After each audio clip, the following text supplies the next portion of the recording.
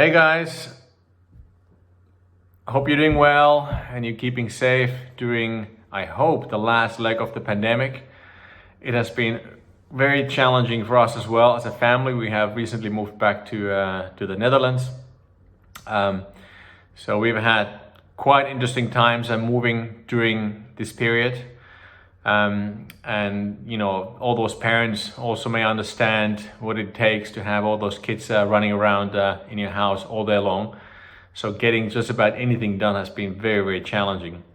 But now I'm kind of finally starting to see the end of the tunnel and the light in the end of the tunnel, so we can get back to work and getting my various video series back on track. And those of you who don't know why this series came about and what the ideas were behind it, last year I started pondering around, you know, looking at the 3D printing industry as a whole and trying to kind of start pinpointing like what is the main challenge for growth for the industry. And that's where I decided to create this video series and focusing on 4 different topics in a year. So every quarter there's going to be a new session, and I'm going to be inviting key people from key industries to give insight on that. But basically, I mean, I've always seen that the challenge with the 3D printing industry for growth has been that it's fundamentally not set up in the right way. So again, the biggest challenge for the 3D printing industry is that it has not been set up in the right way.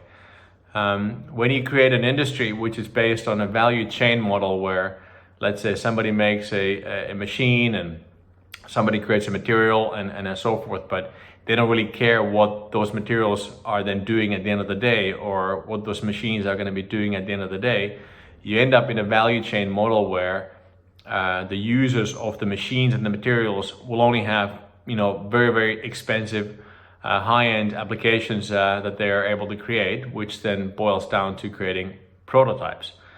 In a lot of manufacturing applications, the chain is broken, where, you know, somebody might have an incentive to sell a machine or materials, but, you know, they don't really care, you know, whether those end applications will then actually work or not. So fundamentally boils down to you know what, my key questions were, what if we were to completely set up the industry in a different way and we would make it in a value network type of setting?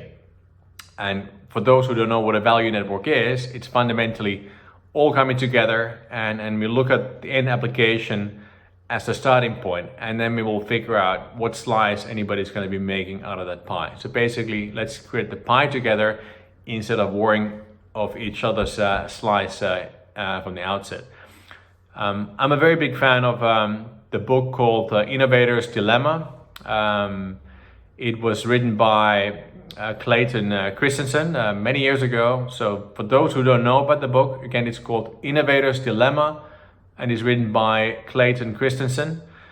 He goes in high detail how value networks can also benefit various industries. And I'm basically just taking very similar ideas and trying to implement those within the 3D printing industry. So again, stay tuned for my YouTube video series in collaboration with 3dprint.com. The first session 4 interviews were created around construction. The next one is going to be focusing on 3D food. I'm again going to be interviewing various experts from that field. Third one is going to be footwear, and the fourth one is still going to be a surprise for you. So again, stay tuned and keep on watching the YouTube video series, and hope to hear some great feedback from you as I paddle along. Ciao!